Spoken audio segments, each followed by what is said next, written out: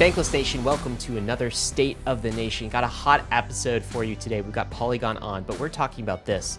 Instagram is adding NFTs, okay? Facebook is getting on board with crypto. This is absolutely huge news, which you might have missed because it came out of Monday of last week, and crypto had other things to worry about rather than Instagram adding NFTs. But we're surfacing it to you today because we think it was one of the biggest news items and most bullish content things that we've had happen in crypto, content events that we've had happen in crypto this entire year.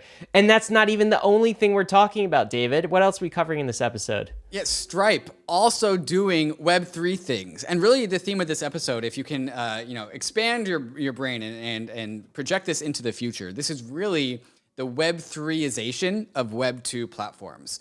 So we got Instagram doing both read and eventually write access to blockchains, to public permissionless blockchains with NFTs, starting with Polygon, ETHEREUM, and also Solana and Flow. People have onboarded NFTs, creators, into their public profile. So we actually took some screenshots. This is live right now. Certain creators have this functionality where they have an NFT page next to their posts and videos and Reels pages on Instagram. So NFTs, going into the heart of the biggest Web2 app of all time, which is Instagram. At the same time, this week before this, Stripe announced that they are allowing people to, instead of using USD to go into their bank account, they can allow USDC to go to their Polygon Ethereum address. And so as we just think about these things and ideate on these things on the future, we have Web2 protocols, Instagram and Stripe, that are leveraging Web3 technologies. And there's so much potential here. Twitter also allowing their creators who have ticketed spaces and super follows, which is allowing Twitter accounts to make money off of their brand and off of their network, which is very much Web3 ethos, allowing those people to receive money in USDC on Polygon for the value of their Web2 profile. And so you can only imagine what happens when Instagram enables the ability to mint NFTs for the posts that they make and sell those NFTs perhaps natively in the app. This is just ideation. This is just speculation. Instagram is slow rolling this thing out, but you can only imagine what happens when they allow Instagram creators and influencers to monetize the power of NFTs directly in the Web2 apps.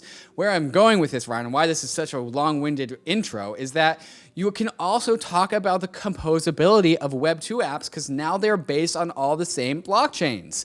Stripe and Instagram are building both on top of Polygon. Stripe is a commerce platform for selling digital goods.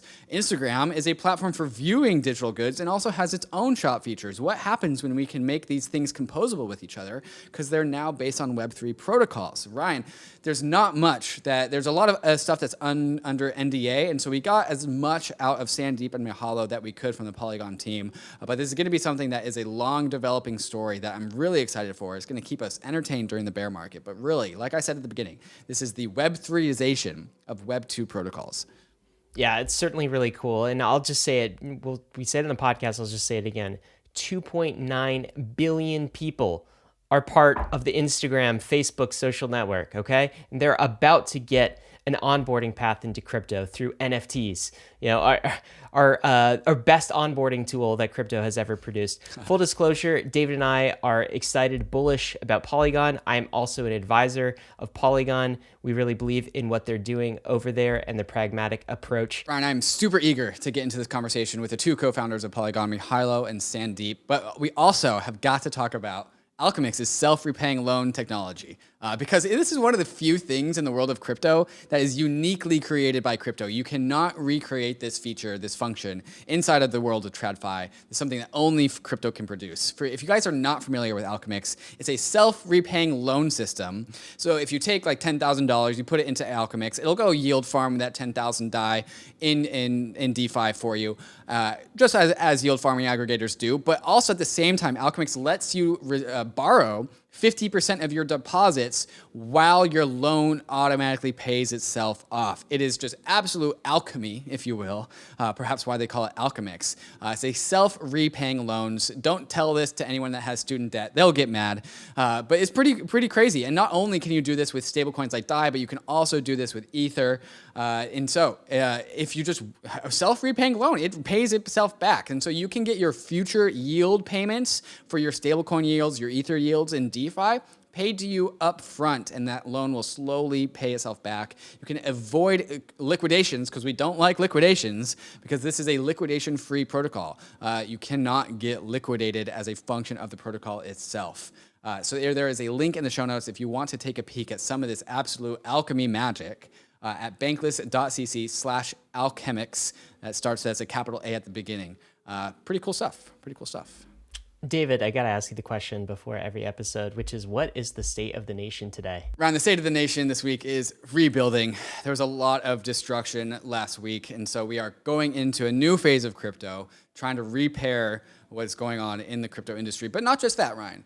Web 2 protocols, they're also broken. They also need rebuilding. And so we are reconstructing the entire broken system of Web 2 because, like my genius co-founder once said, if you adopt crypto protocols, you adopt crypto values. And there is a lot of crypto values that I would like to inject into Facebook because they really need it, and Instagram and all the other Web 2 platforms out there. So, Ryan, we are rebuilding the world, and that's what we're doing here. We're rebuilding the crypto industry, licking our wounds, moving forward, and we're also rebuilding Web 2 while we were at it. Ryan, we are rebuilding today.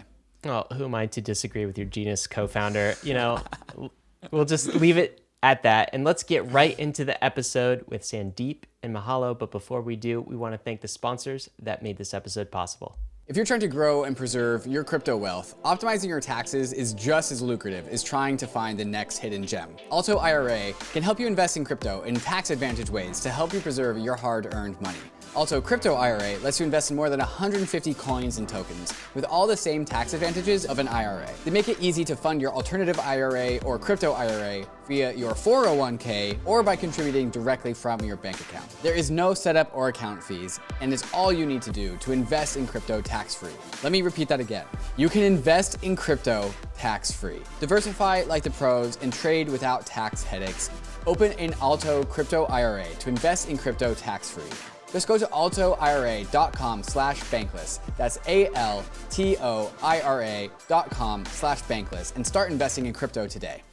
The era of proof of stake is upon us, and LIDO is bringing proof of stake to everyone. LIDO is a decentralized staking protocol that allows users to stake their proof of stake assets using LIDO's distributed network of nodes. Don't choose between staking your assets or using them as collateral in DeFi. With LIDO, you can have both. Using LIDO, you can stake any amount of your ETH to the LIDO validating network and receive ST-ETH in return. ST-ETH can be traded, used as collateral for lending and borrowing, or leveraged on your favorite DeFi protocols. All this without giving up your ETH to centralized staking services or exchanges. LIDO now supports Terra, Solana, Kusama, and Polygon staking.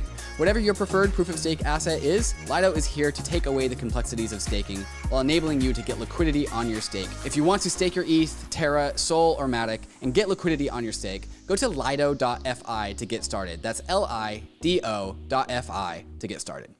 The Layer 2 era is upon us. Ethereum's Layer 2 ecosystem is growing every day, and we need bridges to be fast and efficient in order to live a Layer 2 life. Across is the fastest, cheapest, and most secure cross-chain bridge. With Across, you don't have to worry about the long wait times or high fees to get your assets to the chain of your choice. Assets are bridged and available for use almost instantaneously. Across bridges are powered by UMA's optimistic oracle to securely transfer tokens from Layer 2 back to Ethereum. A token proposal is being deliberated as we speak in the Across forum, where community members will decide on the token distribution. You can have your part of Across's story by joining the Discord and becoming a co-founder and helping to design the fair launch of Across. If you want to bridge your assets quickly and securely, go to across.to to bridge your assets between Ethereum, Optimism, Arbitrum, or Boba networks. Bankless Nation, super excited to introduce you to Mihailo and Sandeep. They are the co-founders of Polygon. Won't introduce their full backgrounds and bio because you know them, you've seen them before on Bankless. Polygon, of course, offers a suite of scaling solutions for Ethereum, from side chains, proof of stake chains, all the way to ZK rollup Layer 2. So there's a lot going on here, and we've got so much to cover. I think we want to start with some of the massive adoption we've seen with Meta, with NFTs, with Instagram, also talk about Stripe. There's so much to cover here. Mihailo, Sandeep, welcome back to Bankless. How you guys doing? Thank you so much, Ryan and David, for the invite. You're doing great, as always. So much work. As are you guys. You guys are building so much, and I think so. We are coming off of a week that was very hard for a lot of people in crypto, and we've never seen anything like it. I think this week we can start to get back to building. Some of the news last week that was missed in the whole Terra Luna UST fiasco was absolutely monumental, and any other news week would have been something that would have echoed all around crypto Twitter, echoed around all of our media channels, and that was this. Instagram is adding NFTs. Okay, Instagram adding NFTs. Mark Zuckerberg released some statements where he talked about the integration of Web 2 and Web 3, how he was going to build components of Meta social network spanning 2.9 billion people. He was going to build components using decentralized protocols and NFTs. And so we saw the first edition of NFTs to Instagram, something a lot of us hoped for and predicted for a while. I think we want to start there. Can you guys summarize for the audience what Instagram is doing with NFTs? Yeah. So maybe Mihailo, I can start. So of course. Yeah. I just want to basically mention that we are, of course, super excited about this. We still have some NDA signed. We cannot talk about everything, but I just want to say that we are super excited, and that I'm very thankful to Sandeep for all his business development efforts. And yeah, I will leave it to him. So basically, on the Facebook or Meta side, the most important thing is the vision that Meta team is carrying on this. We were so happily thrilled to kind of the kind of vision they have. They want to the teams that Meta has, they are pretty strong DeFi degens. We had even DeFi, the blockchain degen, basically crypto degen kind of communication discussions also with them. Wow. So they are pretty native. They know stuff pretty deep, and their strategy and everything, the leadership team over there, both on the product side and technical side, is absolutely deep into the blockchain space. And we were very, as I said, that we were thrilled to be in those conversations. And right now, what they are starting is that, it will start with the read. They have, as of yet announced the read of the blockchains, like what all they will be reading from these 4 blockchains, the NFTs, where Ethereum and Polygon will go live first, and then eventually, 1 or 2 other blockchains will also be added. And then post that, basically it's like Twitter. The phase 1 is like Twitter, where people can have display their NFTs as a profile pic or wherever they can on the Instagram. And the user experience also they have built around NFTs is pretty crazy. We should wait when it comes. And then they have a pretty long and pretty deep and very interesting roadmap in terms of bringing Web3 to Facebook. So I was actually I even joked with them that Facebook is going to be the Facebook of Web3. A lot of projects will come to you and say that we want to be the Facebook of Web3. I said, so Facebook is going to be the Facebook of Web3. So it's pretty exciting. Yeah, I think this time at least we know the history with Libra and everything. I think this time the whole team and the whole company gets it right. They understood that they cannot own, if they really want to kind of survive this evolution that we started with Web3. If they really want to survive it, they need to embrace it. They need to do it the right way. They need to do it properly. They need to accept items or assets that are actually on these public networks and become, if you want, the interface to these networks, and maybe something more in the future. But in general, I think they get it right now. And I can just second what Sandeep said, especially on the tech side, which is closer to, I guess, to my heart. The team, their tech team is extremely competent, extremely. They grilled me for quite some time over there during our sessions that we had, and yeah, I was quite impressed. Yeah, and in terms of the functionalities, I think we already said that the read is coming first, and I think they have a pretty long plan. But yeah, a lot of things remain under NDA, so maybe they will announce. Yes. And let them announce. It can be. We believe it can be really exciting, and it can really make a huge impact and really bring Web3 mainstream. Potentially to especially their whole user base. Yeah, I mean it goes beyond NFTs, beyond these things, whatever, without divulging too many details.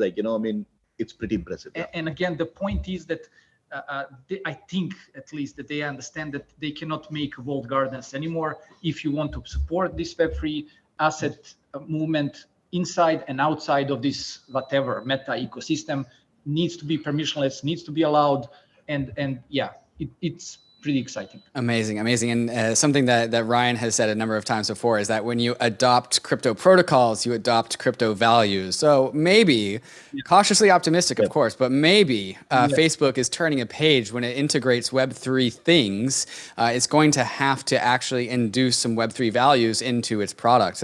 Ryan and I, before we started recording, were ideating about what potentially could be done, both with Twitter, because there's also a Twitter conversation here as well, but also with NFT creators about how they can finally monetize their own platform in self-sovereign ways. So I think we'll ideate a little bit further onto this episode. But before we go and start actually showing some screenshots as to what the actual functionality is as of today, as of right now, screenshots that I took live from my own Instagram account, I just want to double down on the whole technical competency of the team, because whenever I see some sort of like Web 2, TradFi boomer entity coming into Web 3, I'm like, all right, what are you guys really doing though? Because it should always be met with some sort of healthy skepticism. There's good and bad ways to integrate Web 3 protocols, and what you guys are saying is these are crypto natives at Meta. These are crypto natives at Instagram who know what they're talking about, who know the values and know the potential here. Yes, 100%. Yes. David, what I want to say here is that, we coming from the Ethereum, Ethereum ecosystem and all that, and thinking about all those Web3 values, how the world will change and all that. Like if you guys were also there in the room discussing all those things, the vision that they presented, you would get goosebumps. Even now I'm getting goosebumps in terms of those values where they want to take Facebook. Like it's absolutely amazing. Yeah. And we really had to be also careful, completely transparent, as we're always trying, and responsible. Once we heard the long-term vision that they had, we have to basically make it clear that at this point, the infrastructure that Polygon has cannot support that grand plan, the scale that they have in mind potentially. But as you all know, we are working around the clock on improving our infrastructure, scalability, and all other aspects of our technology. And we are 100% sure, and we told them, you won't find better partner than Polygon. You won't find it. But really, like, the vision is so grand that we are aware that there's a lot of work ahead of us to really be able to support and facilitate all of that. I think for me, I mean, it's been an exciting year for crypto in many respects, last week aside, but this is actually one of the most exciting things I've seen this year. And I'm going to get David to maybe pop up his Instagram account and show us all what this looks like. And of course, Polygon team, you don't have to comment or speculate. I know there's a lot under NDA that you can't say. So allow us to do some of that for you, if you will. The other thing I'll say, and I'll do a +1 on what you were talking about, is actually the Instagram, Facebook team reached out to us too. Apparently, there are many people internal to Meta that listen to the Bankless podcast and listen to the Bankless newsletter. And I do think that they are absorbing this content. And as David was saying earlier, starting to adopt crypto values. So when Mark Zuckerberg on the podcast? What's up, Zuck? We'll see. But David, let's show us what's happening. What's cooking in your Instagram account? Because I've been so busy this week, man. I'm barely on Instagram anyway. But first of all, by the way, do you use Instagram for crypto stuff, or is this all personal? I'm just curious. Me personally, it's staying connected to old college buddies while also connecting to newer crypto. The crypto socialites, the Web3 socialites, are all on Instagram. So yes, there is a growing crypto culture brewing inside of Instagram. But now it's actually in the actual app. So here is a normal Instagram page. I'm not sure if my mouse is going to make it into the screen recording We post. see it. But this is a normal Instagram page, but there's this new hexagon with a check mark next in people's profile. So you have the typical grid of pictures. That's normal. And then recently they added the whole Reels thing, and there's tagged photos as well. But also there is a new tab that has the check mark with the hexagon, which is the same format that Twitter used to talk about its NFTs. So this seems the hexagon with the check mark verification seems to be the new status quo. This is one of the few artists, the NFT artists, that have been rolled out in this beginning stages of NFTs on Instagram. The handle is The Blue Great. I don't know who that person is, but this is this is a digital collectible. This is what Sandeep was talking about the read. side of the blockchain. So Instagram is reading the Polygon blockchain to look at this NFT, which is now embedded into the actual Instagram app itself on the actual profile. So there's got the little hexagon checkmark with the digital collectible tag. And then you can, when you tap on that, it shows up as it just giving you a little bit more details, who minted it, who the artist is, and then also at the very bottom, you can see this collectible is an NFT on the Ethereum blockchain with a Learn More tab. There's not too much here. It's basic read functionality, but the world is the oyster here. There is so much to open up. Here is the Atom Bomb Squad, who did an NFT drop on Ethereum a while ago. So here's his picture, which is just an NFT with the digital collectible tab, and then here is just like, again, the same sort of like the profile for like people's NFT page on their Instagram account. So they have a dedicated NFT page on your own Instagram account for the creators out there. So this is just a very logical first step to like displaying and reading the blockchain and displaying the data on the blockchain on people's Instagram pages. I think you listeners can start to ideate with their own imagination about where this could go from here.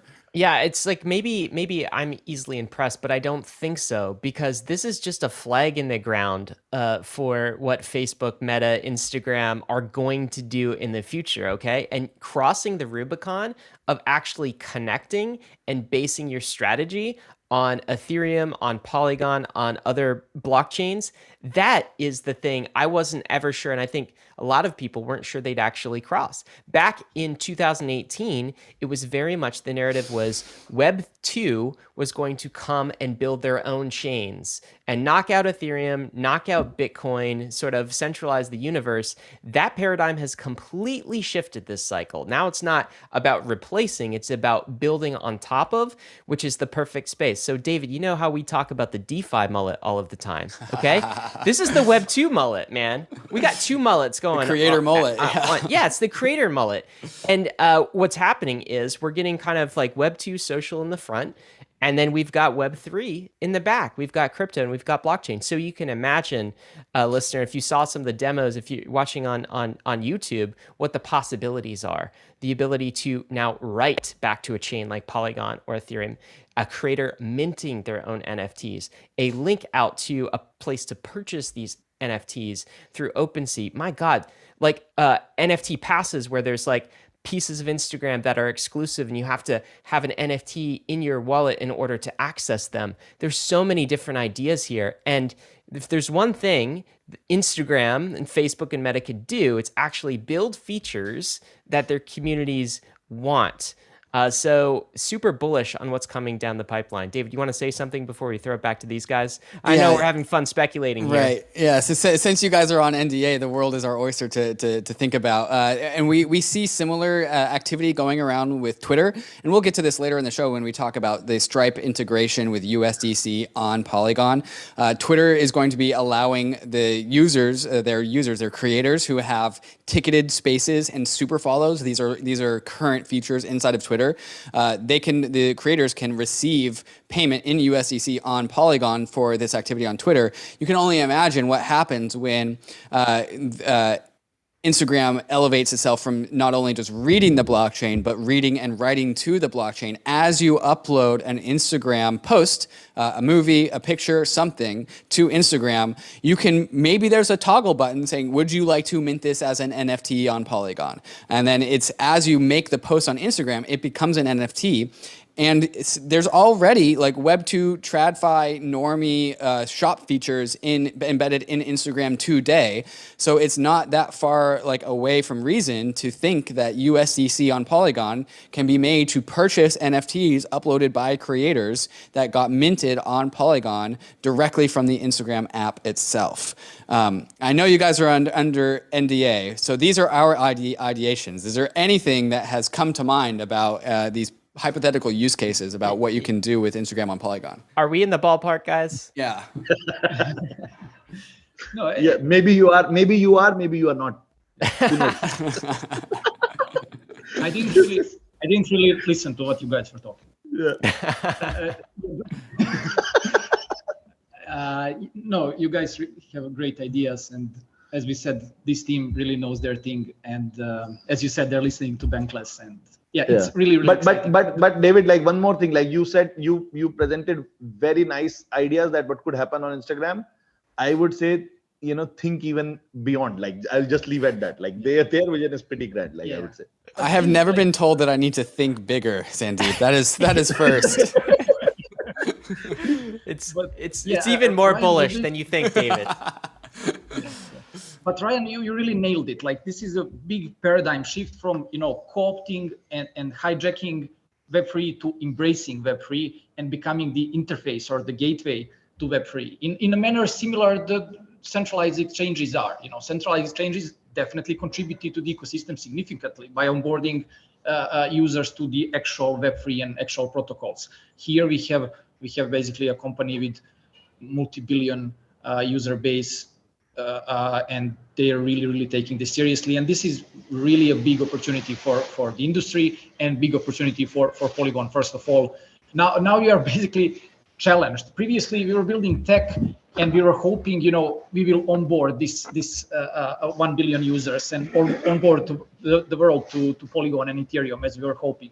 Now we have the chance, and now we're actually challenged. Now we need to actually even speed up our tech efforts and everything that we're doing to basically prove ourselves and take this chance that we have. So Instagram, the way that they're rolling out, they've only rolled it out to a few creators. I think they're doing a slow rollout plan, making sure like nothing breaks and nothing goes wrong, which is a logical rollout plan. This is par for the course.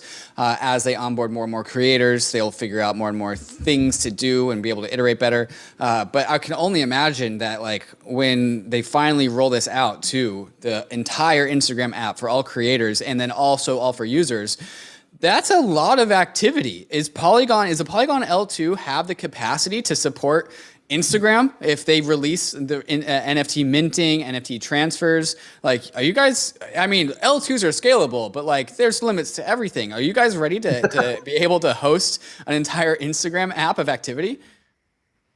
As I said, like we made it really, we had to be responsible and disclose to them that this technology, this is still, we're in early days of Web3, of building this infrastructure. This infrastructure will not be built in 1 year, 2 years, or 3 years. Like internet wasn't built in 5 years, it was built over the span of 30 years. Something similar, maybe we probably don't need 30 years, but we will still need, I guess, 3, 4, 5 years, maybe even 7, until we really have a robust, scalable, proven, decentralized technology that can support this massive global scale. But that being said, sorry, Sandeep. Yeah. So we are definitely planning accordingly. We have so many efforts under the Polygon umbrella on the cryptography side, improving, optimizing our provers. On the actual infrastructure side, the remaining of the stack, how we are trying to deal now with state bloat issues, with everything that comes. Once you achieve scale, for example, on the ZK side, then you have other problems, like for example, state bloat creeping in. We need to see how to address that, and we are actively looking into that. On the hardware side, so we need basically with some of our efforts, for example, like Plonky 2. I don't want to go too technical now, but some of our ZK efforts, they are really optimized to the maximum limits of the software itself. Now we have internal, very strong hardware acceleration team that is working on now accelerating more in hardware actually. So we have the custom built hardware like FPGAs, in the future ideally ASICs that we're currently working on. We have internal team very competent working on that. So we are really, I think we have the right approach. We are taking this very seriously, and we are trying to improve on all possible sides and aspects. Yeah, and one more thing I want to say that we just mentioned that the team there is pretty crypto native, right? So they understand all of these challenges, like what is the current scale of blockchains, where you can go and all that, and the way they have designed their product launch strategy is actually takes into account, like that's what I'm saying, that they know it pretty deep, as good as us, that what can be done today, what can be done in 6 months, in 12 months and all that, and they're planning accordingly. Yes, that's also very important to say. Maybe it wasn't clear for what I was saying. They have this gradual plan of embracing basically Web3 and slowly onboarding. And it's also an important thing for them. They cannot bet all in immediately, and just open the floodgates. of their whole user bases and all Yeah. of that. So I think we're aligned there. So guys, this in and of itself is absolutely massive. Meta, Instagram, Facebook, again, 2.9 billion users potentially have a way to now onboard into crypto socially. That's a lot. So I know, like, Mihailo, get your technical capabilities ready. We should also mention that, of course, in the Facebook announcement post, it was Ethereum and Polygon, and also Flow and Solana were other chains that are going to be added to this. So some of that burden might be alleviated, but that in itself is amazing. No, I think right now, yeah, go ahead. Right now, Ryan, it's only the Read, and Read also is going live with Ethereum and Polygon only. Okay. The Solana and Flow are going to come later on. Yeah, got For it. the Read. For the Write, it's like undisclosed from them. They only will disclose when the right time comes. Got it. And so, of course, for Bankless listeners, if that wasn't clear, the Read portion is where you can actually connect your NFT, be able to see it within Instagram. That's kind of step one, phase one. But the Write portion, that's where things get super interesting for creators, when they can actually mint things on Instagram straight to the blockchain. And of course, they're going to need a scalable solution in order to do that, so gas fees aren't super expensive. Okay, but that's not the only onboarding path we have. David alluded to it a little bit further up in the episode, with a Stripe actually coming on board. And this is, I can't even keep track of all of this, but I think it's within the last 30 days that Stripe just announced they are going to let clients make payments in USDC, the stablecoin, of course, on Polygon. Again, I'm going back like the old, crypto grandpa. I'm going back to the days of 2018 when none of the fintechs would even touch crypto. Okay. It was sort of like, is it a scam? What is this thing? Fintech's completely staying away. Blockchains don't really have a use case, that sort of thing. And now we've got Stripe, a major payment processor. Okay. Stripe does the payment processing right now for the Bankless newsletter. For example, if you want to become a premium member, we use Stripe under the covers. So I don't even know the scale of Stripe, but almost all of these SaaS Web 2 platforms use Stripe in some capacity. And now here they are allowing USDC payments, and they're using Polygon to do it, starting with Twitter. So again, it's a pilot test, right? The floodgates haven't completely opened. Mihailo and Sandeep, do you guys have any comments on this? Give us some insight. Is this all part of the business development effort? And what are fintechs and the Stripes of the world thinking about this? Yeah, sure. I'm going to leave it again to Sandeep. I just want to say it's really, really exciting, as you said, that we are seeing these big names with huge user bases, infrastructure, embracing basically and being ready to embrace Web3. And on our side, it's again like one great win from Sandeep's side and the team that he established. Yeah, so I'm going to leave. So yeah, on the Stripe side, the basic part is very clear that now the users can actually pay via USDC using Stripe, right, to their I think Twitter already is going to pay the creators if the creators choose via USDC. So it's not like a product announcement. There is a client which is actually Twitter in this scenario, where the creators can actually opt in for the USDC payments. The other part is that this is a kind of place where, like, for example, this is basically into payments, right? So our business development is like multi-pronged, right? So DeFi, there's gaming, like Polygon Studios, everyone knows, which has gaming and NFT. Then you have Web 2 segment, and there also we are seeing such a huge growth. Actually, Meta is a part of that, our Web 2 division itself, and then enterprises and all that, which nobody right now even talking and all that. And we have a pretty strong base that is forming over there also. So payment is one part which has not grown as much it was expected.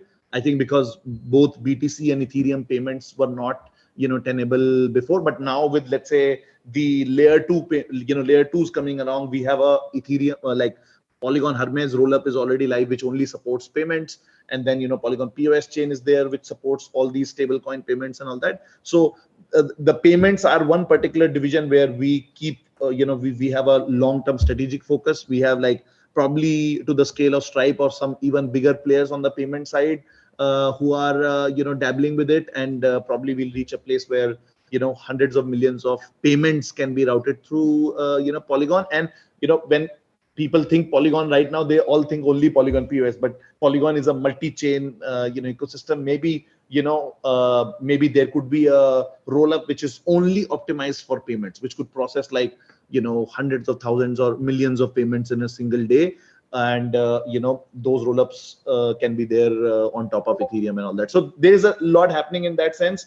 And this particular Stripe announcement is a part of a larger concerted effort on the payment side of things from us at Polygon. Amazing. A technical question that I have is with people who are using Stripe, like businesses, creators, Stripe is really doing a great job of allowing individuals to create their own shops, stuff like this. Where does the address come from? If creators can get paid in USDC via Stripe on Polygon, do creators need to bring their own Ethereum address, or does Stripe provide one for them? How does that work? No, I think in terms of the implementation, I've not seen that interface, but basically when you are getting from the early discussions, I remember that it is basically the end user actually brings their address, Ethereum address, and he gets the payment on Polygon. Yeah. Okay, it's so they on their side. Maybe they can even they can even create an address for a user if user doesn't have one. It's a matter of kind of front end. Yeah, on the front end, basically you can allow multiple wallets. So you can allow MetaMask, then you wouldn't need to bring your own address. You can allow, let's say, a custodial wallet, like all of these, like Taurus, Bentley, Fortis, and all that. And you can with your email you can create an address and get over there and things like that. So all of them are on the cards. Is it crazy to think that Stripe might actually get into the custodial game? Because they kind of already are with other payments, right? Like if you are building up a balance based off of your sales on Stripe, regardless of whether it's USD from like Visa or USDC on Polygon, and you are building up a balance because you're making a bunch of sales, Stripe is holding that balance for you either way. And so is it that crazy to assume that Stripe would also custody private keys for their users? This probably might be a question for Stripe better. Yeah, and I guess we can only speculate, but I believe many of these big traditional payment companies or even whatever centralized exchanges, etc., they will probably, most of them will enter this custody business, and it's a fair game as long as everyone are still able to own their assets and own their private keys, as long as that is not the default but an added feature for people who actually want it, or service, sorry. Right. As long as we keep the core ethos alive. Right, and Polygon's not the only crypto integration. They also have a partnership with FTX as well. So one can one can start to begin to imagine what all of these features look like when they start to get stitched together. One last technical question: who pays Polygon gas fees when a USDC transfer happens? So many of the times for example, in case of Stripe also, as far as I'm aware, they are using meta transactions, and they cover for the gas for the payment, and it's adjusted within the transaction fees. So generally, Sandeep, we also have. go ahead, sorry, Mihailo. You got it. No, generally, just we also have a budget, and we are generally willing to cover these costs because, fortunately, they're still very much negligible most of the time. So it's not really a huge expense either for us or for that company that is doing the integration, actually.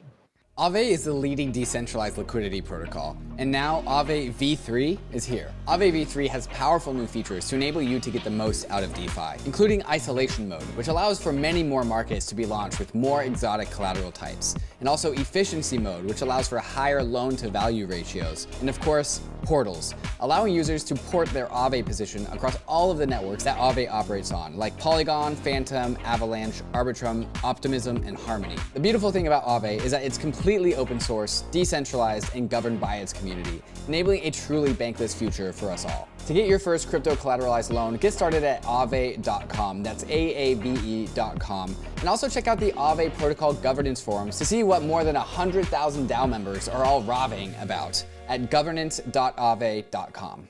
Living a bankless life requires taking control over your own private keys. And that's why so many in the Bankless Nation already have their Ledger hardware wallet. And brand new to the Ledger lineup of hardware wallets is the Ledger Nano S Plus, a huge upgrade to the world's most popular hardware wallet. With more memory and a larger screen, the Nano S Plus makes it easy to navigate and verify your transactions. And the paired Ledger Live desktop app gives you increased transparency as to what is about to happen with your NFT. What you see is what you sign. The Nano S Plus gives you the smoothest possible user experience while you're doing all of your crypto things. So go to the Ledger website to check out the features of the new Ledger Nano S Plus and join the waitlist to get yours.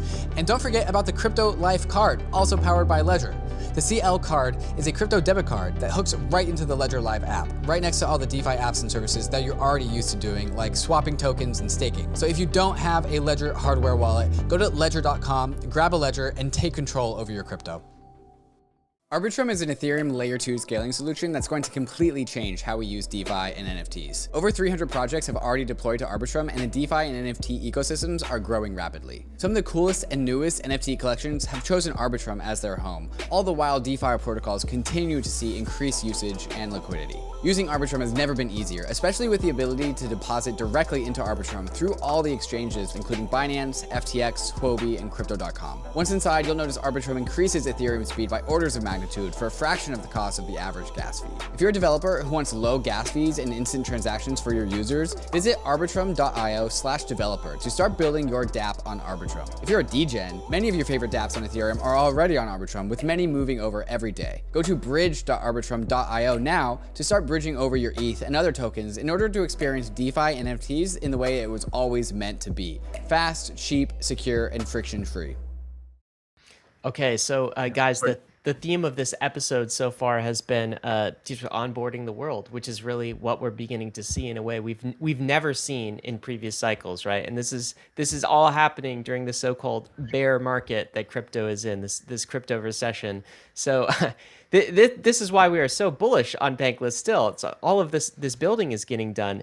Sandeep, you were kind of talking a little bit about how Polygon fits in, the strategy, this Swiss Army knife of tools that you have. And so now we're seeing the two themes we've discussed so far is Web 2 entering the game, the big social media platforms. Boy, once you get Facebook, I mean, who's bigger than Facebook, right? So we've got that going on Polygon. We also have the Stripes of the world and the fintechs that are starting to build on crypto rails as well. What is Polygon's strategy in the midst of this? Are you trying to provide like a suite of technical solutions with different degrees of security, settlement assurances across the scope? I know we haven't had time to talk enterprise. That's another thing, or gaming. We'll talk about that in future episodes. But even if you're just scoping it to all of the potential opportunities in social media, Web 2, and DeFi, how does Polygon fit in here? Yeah, so see, on the technical side, like as we said, and Mihailo can speak more, that the technical solutions are multifold. On the business side, like my goal is that simply that if I feel that in this current since 2020, mid 2020, when some of the proof of stake chains went live, Polygon went live, and all that, like the amount of users that we could address on blockchains suddenly grew from like a few million users a day to probably 10-15 million users. And with this new wave of scalability solutions like layer 2s particularly, which we are at the approaching the dawn of layer 2s very soon, and then once that comes in, I think we will reach a place where overall as an industry, I'm not talking about only Polygon, overall as an industry, we could probably support like 50 to 100 million users, right? So, my goal at Polygon is that, if 100 million users are going to come into Web3, how can we, make sure that Polygon is that, the transaction layer, and then being layer 2s like, Ethereum becomes the settlement layer and all that. So that is the way we are approaching into it. And from the, like, I am looking from the business side, like, okay, these are the various segments, and here all we need to speak to the partners and people who are looking to build and bring them on board. And then our other co-founders like Mihailo, Jayanti, Anurag, and like Polygon Hermes team, Zero, they all are working on providing all those tech pieces in place to reach or to realize that vision. So that's like on the higher level, the strategy. And for Polygon, yes, like, we want to be present across the spectrum for Ethereum scalability, whether it's like Supernet kind of dedicated chains, because, all these public chains that we see today are kind of like those shared hosting servers that used to be there in 2003, 4, 5, when many of us, they were used to be in college and we build our first website, we always hosted on a cheap shared server. So these current public blockchains are shared servers in that sense, right, in that analogy. But as and when these bigger players are entering the field, many of them would need public dedicated chains for them. Like the chains are still public, fully, like, fairly decentralized or fully decentralized depending upon the player and everything, but it is dedicated to one particular application or one particular DAO, which allows certain applications to be run on that particular chain. So that future is approaching, and our goal is that multi-chain future for dedicated chains, for public chains, for fully secured chains by Ethereum, or just connected chains to Ethereum, all of this should fall under this Ethereum ecosystem and within this multi-chain blockchain vision that we are building at Polygon. Yes. I mean, I can only second that. And we see Polygon as Ethereum's multi-chain. We see Polygon as a massively scalable, moving forward, massively scalable multi-chain system that consists of multiple public nets, if you want to call them that way, like Polygon POS, Polygon Hermes, etc., and potentially unlimited number of these dedicated networks, which are, as Sandeep said, they can be thought of as an equivalent to dedicated hosting in Web2 world. So nowadays, when Web 2 is mainstream and we have these applications with big user bases, no one is even thinking of shared hostings. They all have their dedicated servers, etc. So we see, as the industry matures, Web3 matures, we see Web3 applications reaching product market fit, establishing big user bases. They will, number of them will move to these dedicated networks, and it's important to basically provide powerful enough technology for these networks to be built and remain secure with something like Ethereum mainnet. Yeah. And one last piece I wanted to add, that with like our other, like, I mean, this looks like more crypto shilly statement, but the goal is that, with all these Polygon tools around, can we take Ethereum to a 1 million TPS? Like, where we were saying that, can we take Instagram scale if there are 100 chains, right? And somehow the interoperability is figured out and all that. Like, imagine 100 or 1,000 chain probably, and each chain has its own, reasonable amount of TPS fast chain, but there are multiple chains on Ethereum. Can overall TPS in the Ethereum ecosystem with Polygon, with other layer 2s also, can that touch 1 million TPS or even beyond? Technically, it should be, yes. Mihailo can comment more. Technically, it should be infinite TPS on top of Ethereum, right? Where Ethereum as a settlement layer providing all that security and decentralization, and the transactions are being done on these layer 2 chains. Yes. In such setup, we're very confident about scalability. Scalability is basically practically unlimited. In that case, we figured out how to secure all those transactions by Ethereum. So regarding security, regarding throughput, there are no particular concerns at this moment. It's just a matter of time, and we're basically racing against the time and working around the clock. And we strongly believe we're going to be the first ones to offer these ZK powered EVM compatible solutions. We are very confident about that right now. So these challenges, we don't consider them as, we consider them solved basically.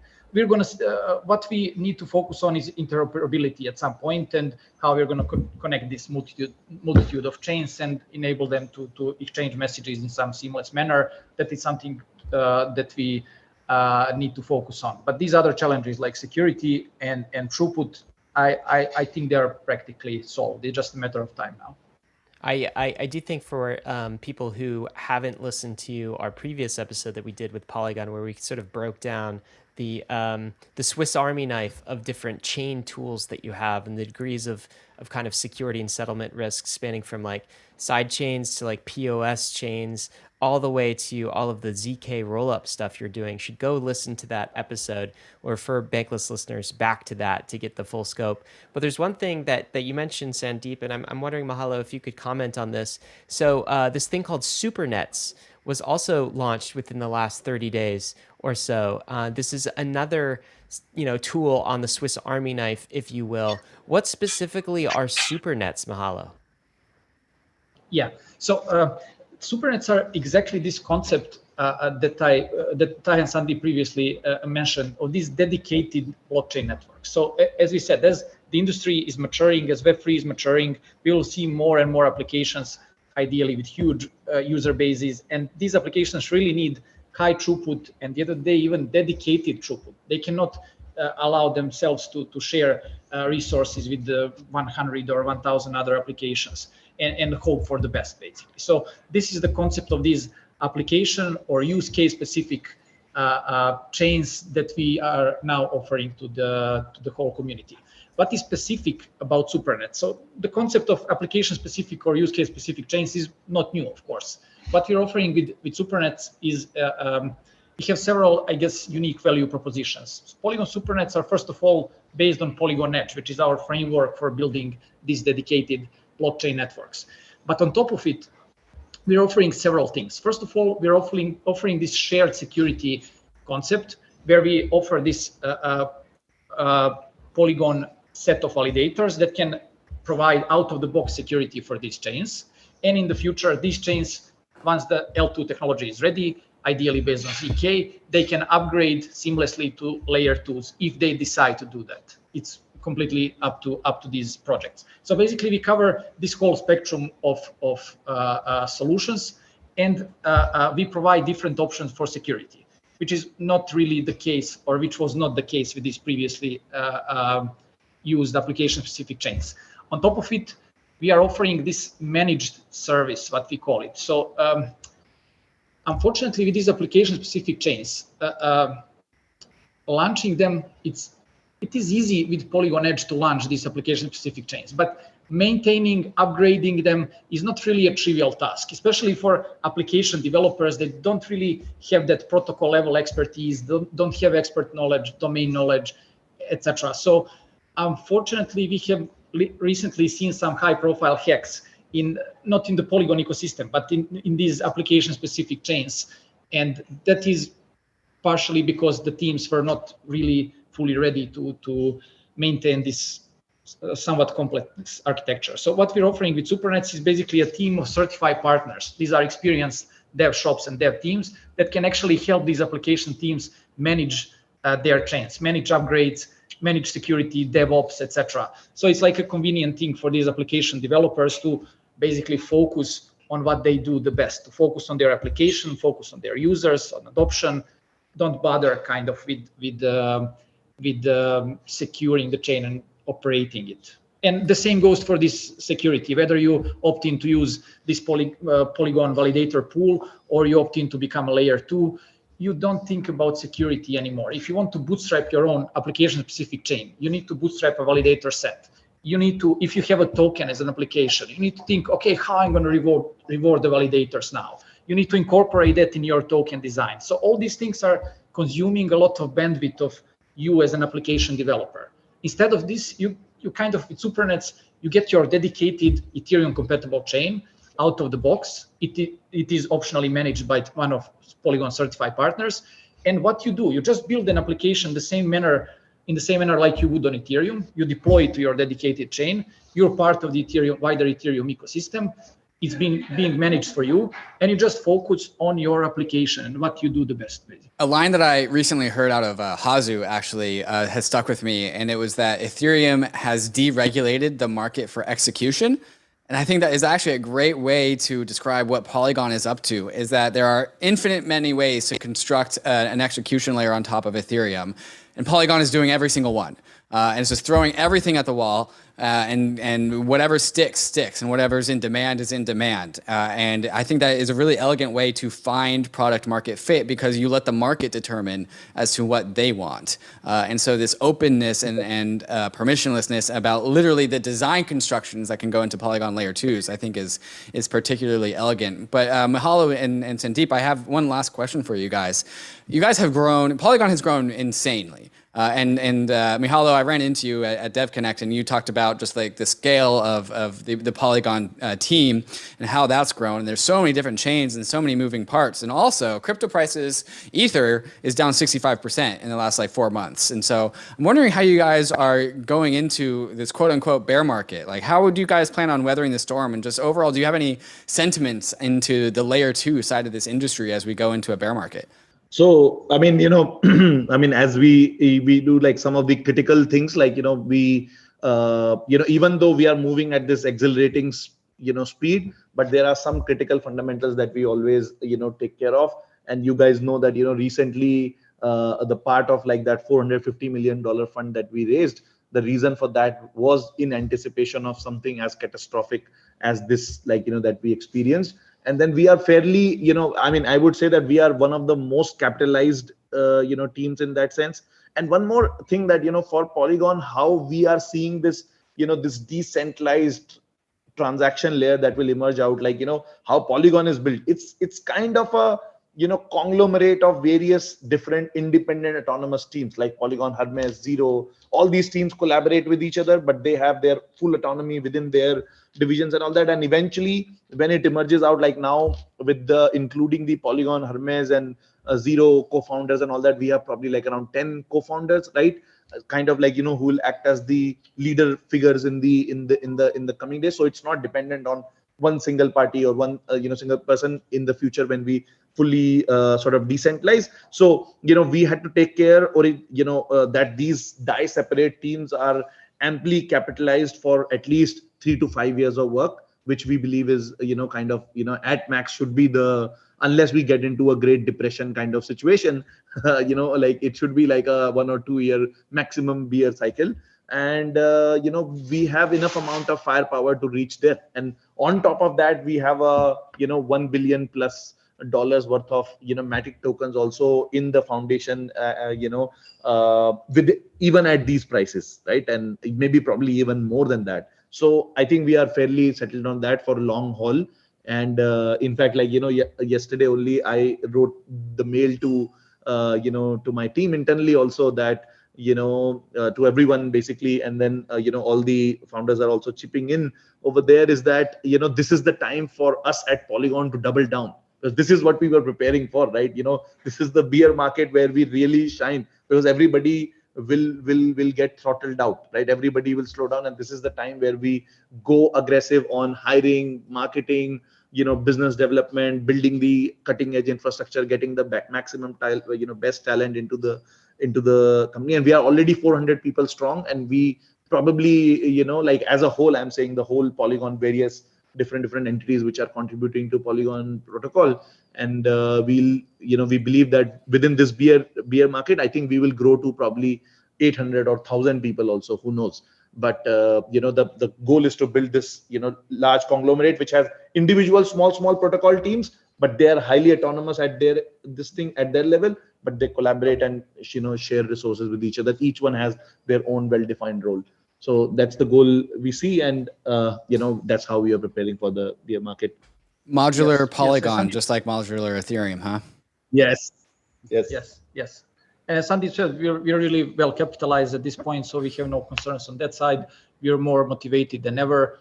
We're more optimistic about the future than ever, both in terms of the interest that we're seeing now on the adoption side, on the tech side. We have really great teams. I am humbled day after day by the quality of the talent that I'm working with, and people who are building these advanced solutions at Polygon. So we cannot be really more bullish on the future. And as Sandeep said, he yesterday sent this email because some of the people working on Polygon got basically concerned, with this whole market crash. What is going to happen? Are we going to cut down our costs and whatnot? Actually, we're planning the opposite, as Sandeep said. So we cannot be more really bullish and optimistic about the future. Tell us your thoughts on the market crash. So what happened last week? How do we recover from this, guys? I think this was expected, really. And I think what happened with this project that we all, I can even say with Luna, basically, it was a Minsky moment, basically, for crypto. And funny thing, the term Minsky moment first was used, as far as I know, in 1997, when speculators were putting increasing pressure on some Asian dollar-pegged currencies. So in this case, history repeats itself. So I think the whole market went a little bit irrational. We became a little bit reckless as an industry, as the whole community. We kind of saw signs of something like this happening. And I can only say that it's really fortunate that this happened now, not in, let's say, 1 to 3 months from now. The impact would be probably even bigger. So we are still kind of lucky. And I would say crypto gods still saved us to a certain extent. And yeah, I think as every market correction, it's at the end of the day, it's really healthy. Like we really need to get rid of speculators, people with monster egos, people who don't really approach the whole founder concept responsibly, and people who are investing irrationally. We really need to kind of level down and calm our heads, and that's basically a healthy foundation for us to move forward. That being said, the fundamentals of the industry have never been this strong. The fundamentals are, I don't know, mind-blowingly strong. I would say so. We have really zero concerns about the long-term perspective of the industry, but this correction was really kind of, you could see it coming, and I think it was unavoidable, and better that it happened now than in 1 to 3 or 6 months. Yeah, but I mean, I as a human being, like, you know, I mean, I feel for the community. Like, I mean, I think you guys also multiple times said that, you know, overall, it was no fault of Luna community, which, you know, many of them were very passionate supporters also over there. And I hope that the builders in that community somehow are able to survive and, you know, figure out their challenges. Obviously, we invite all of them to Ethereum, because this is, you know, we believe that, you know, this is the place to be.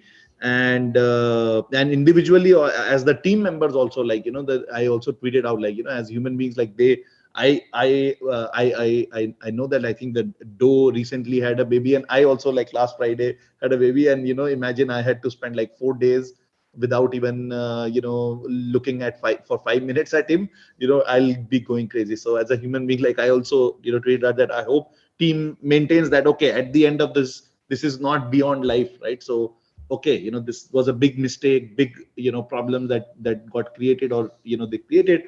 I still find, like, hopefully they would have more chances in future to come back, but nothing is, you know, bigger than the lives that we have. So everybody, like, for the community, for the team members, I would, you know, request them to calm down and, you know, think about the future instead of, like, you know, being sad about this. Like, of course it will take some time, but this too shall pass. Well said. Yes, well said. yes. Let's end it there. Let's end it there. This too shall pass is a great ending. And at the end of the day, if you were affected by the Luna events of last week, you know, life goes on. You can pick yourself up. All of us have done things in crypto we regret. We've all aped into things. We have gotten back up, and we've recovered and been better for it. And I think the industry will be better for it as well. And this is still the greatest financial opportunity of all time. And so we still can't forget that.